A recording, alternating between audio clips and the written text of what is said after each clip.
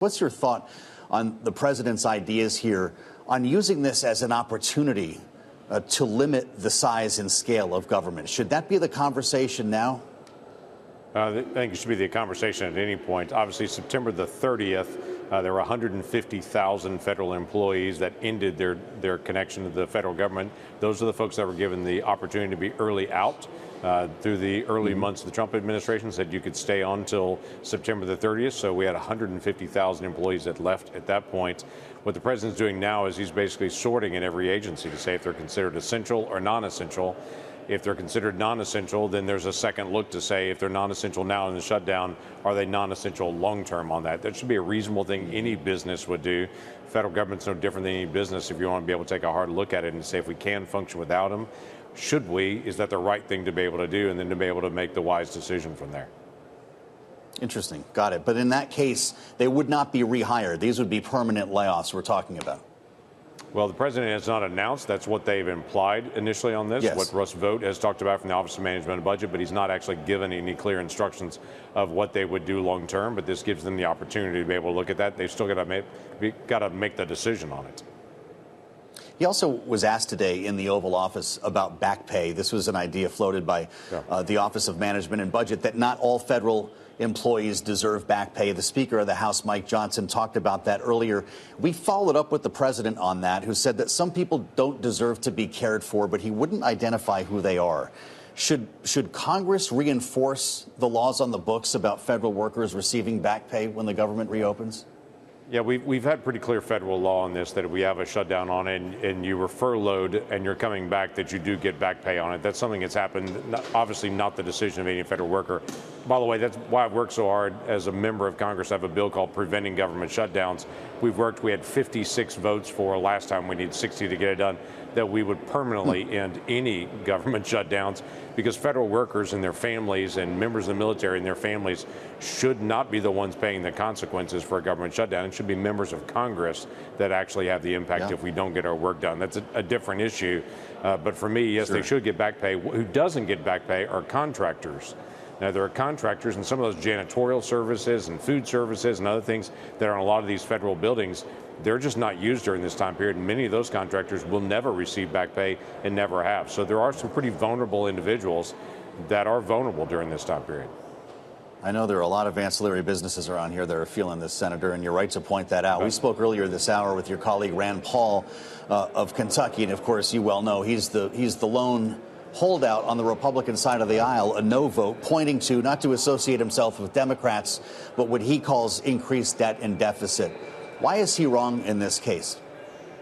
Well, right now we're fighting just to be able to keep the government open to continue the negotiations on this. I understand he's saying this is still an extension of the Biden budget before. And so he just says we need to have a much lower spending level on it. So he votes against every continuing resolution, saying, "Hey, I'll vote on it if we have much lower." The challenge that we have is we don't have 60 votes. We're not even close to that. So the alternative then is to just keep the government closed down forever. That doesn't help us either. We've got to actually have conversations with Republicans, Democrats who disagree on a lot of things, figure out how we can get 60 votes in the Senate to agree to something and then to be able to move. That's why it's so surprising.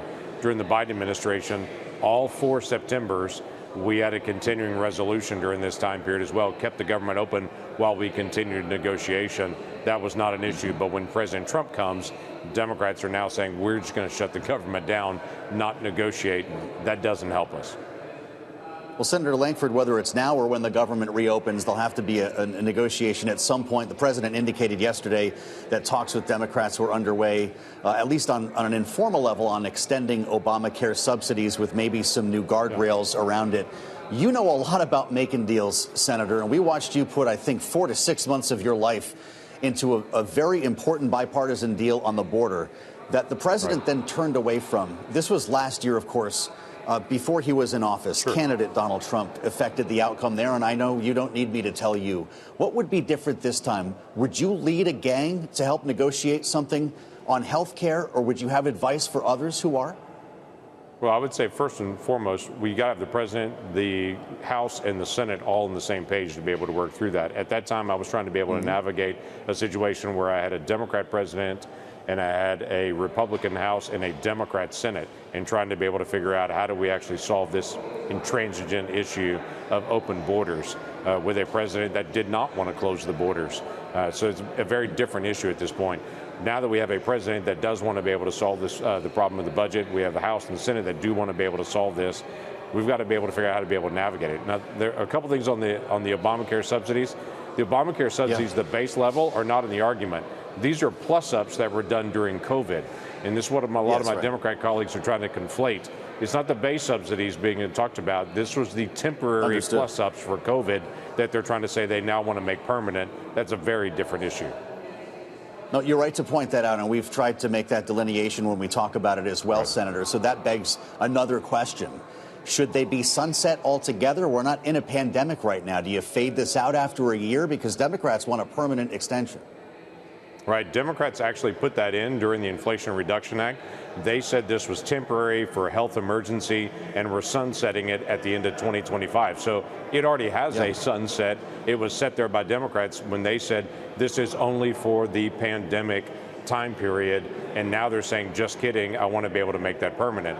The difficult question is, the Affordable Care Act is either not affordable because they continue to need more and more subsidies on it, or it drives up everyone's insurance cost. So we got to figure this out. It's one of the things the president has said is he wants to go back and look at what is systemically driving up the rates this way. We can't just keep pouring more money into it over and over and say the way that we make it more affordable is more tax subsidies. Yeah, I took a look at your state of Oklahoma. I see 277,000 enrollees in the Affordable Care Act. I don't know how many of those have the extended subsidies, but would you want to tell them that there's a definite period of time they can count on this, or let it expire at the end of the year? Yeah, they've got to have some clarity. Right now, all the insurance rates are coming out already November the 1st. Every insurance company is already assuming the expiration because by law the expiration is there. And so those rates are coming out. And what some of my Democratic colleagues are trying to say, well, the rates are going to go up unless we do this. What they're not saying is the rates are already going up on everybody else just on the structure of the Affordable Care Act, which is pushing rates up over and over and over again. So even if these subsidies were put in place, even if they were maintained, rates are still going up significantly. It's not just because of the subsidies. Subsidies would offset a portion of that, but the rates are already going up, everybody, just because of the structural problem in the law. Well, this is a conversation that is not going to end anytime soon, I'm sure, Senator. And while you're with us, I'd like to ask you, from your perch on the Homeland Security Committee and on Intel, Rand Paul also told us he's going to be introducing and co-sponsoring a War Powers Act later this week in response to the administration's efforts to blow up alleged cartel shipments coming out of Venezuela. Is that something you would sign on to? Well, I've got to be able to read it. I can tell you we have a serious drug issue in the United States. We've done interdiction for a long time, and the count is still coming at us. That's increasing. So securing the land border is helping, but a lot of those drugs are now hitting the Pacific and the Atlantic and coming right at the United States. So we had 100,000 Americans lost to drug overdose. We've got to find a way to be able to attack the incoming supply, as we're also dealing with treatment for individuals to help them break that addiction as well.